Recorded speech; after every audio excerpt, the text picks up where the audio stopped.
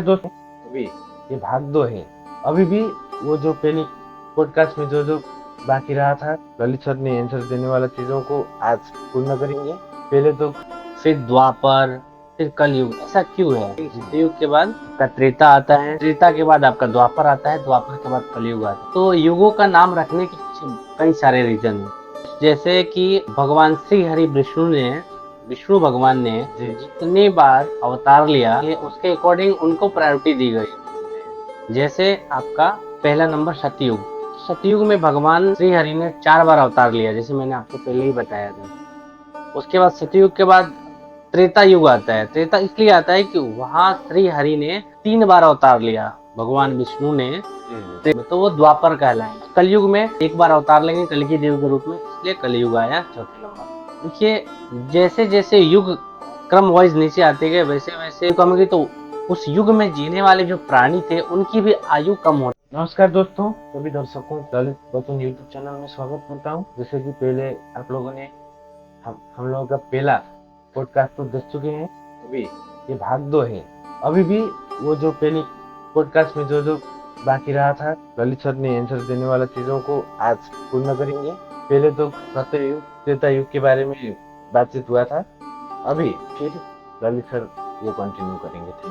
Thank you, धन्यवाद आपका। देखिए, जैसे हम लोगों ने पिछले एपिसोड में बात किया था सतयुग के बारे में, मैंने जो मुझे नॉलेज था मैंने शेयर किया था। अभी सतयुग के बाद जो दूसरा युग आता है वो होता है त्रेता। और दर्शकों में आपको बता दूं, जैसे सतयुग, फिर त्रेता, फिर द्वापर, फिर कलयुग। ऐसा क्यों है? सतयुग के बाद आपका त्रेता आता है, त्रेता के बाद आपका द्वापर आता है, द्वापर के बाद कलयुग आता है। तो युगों का नाम रखने के पीछे कई सारे रीजन है।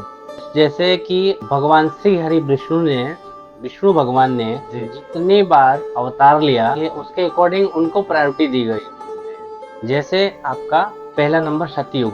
सतयुग में भगवान श्री हरि ने 4 बार अवतार लिया, जैसे मैंने आपको पहले ही बताया था। उसके बाद सतयुग के बाद त्रेता युग आता है। त्रेता इसलिए आता है कि वहां श्री हरि ने 3 बार अवतार लिया, भगवान विष्णु ने त्रेता युग में 3 बार अवतार लिया, इसलिए उस युग का नाम त्रेता रखा गया। वैसे ही जैसे द्वापर में भगवान ने 2 बार अवतार लिया है कृष्ण बलराम के रूप में, तो वो द्वापर कहलाएंगे। कलयुग में 1 बार अवतार लेंगे कलकी देव के रूप में, इसलिए कलयुग आया चौथे नंबर। देखिए, जैसे जैसे युग क्रम वाइज नीचे आते गए वैसे वैसे युग की आयु कम होती गई। तो जैसे सतयुग की आयु थी 7,28,000 साल जी। वही उसके हिसाब से त्रेता आया, त्रेता की आयु कम हो गई जी। ठीक है, त्रेता की आयु कम हो गई तो उस युग में जीने वाले जो प्राणी थे उनकी भी आयु कम होती गई जी। जैसे कि सतयुग में जो एवरेज आदमी जो लाइफ जीता था, जो जीते थे ना लोग सतयुग में, तो सतयुग में आपका तो सतयुग में था आदमी का आयु कितना था?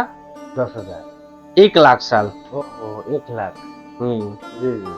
मनुष्य का आयु सतयुग में 1 लाख था। उसके बाद वो आपका मनुष्य का आयु जो त्रेता में 10,000 हो गया। हाँ, मतलब ऐसे जिस प्रकार युग आता गया उस प्रकार से गिरता चला गया। मैंने बताया कि सतयुग में 1 लाख साल आयु था और आपका त्रेता आया सतयुग के बाद, तो त्रेता में आपका आयु जो 10,000 साल हो गया। वहां में त्रेता में जो भी जीता था वो लगभग 10,000 साल का हो गया आयु। तो उसके बाद द्वापर जब आया तो द्वापर में आयु जो मनुष्य का घट के 1,000 साल हो गया। उसके बाद जी, तो आप देख रहे हैं कि कैसे 1 लाख से 10-10 गुना घटते जा रहा है। 1 लाख था सतयुग में आदमी का आयु, फिर उसके बाद आपका त्रेता में 10,000 साल हो गया आदमी का आयु, फिर आपका द्वापर में 1,000 साल हो गया आदमी का आयु, फिर वही अभी कलयुग में 100 साल हो गया था आदमी का आयु। वो को हम अभी तो 50 साल से ज्यादा, थोड़ा बहुत 60 तक भी पहुंचता है आदमी जी। तो उसमें क्या है, जैसे जैसे युग का आयु बढ़ेगा उसी प्रकार तो कलयुग में आपके मनुष्य का आयु 100 साल से 10 साल के बीच में हो जाएगा।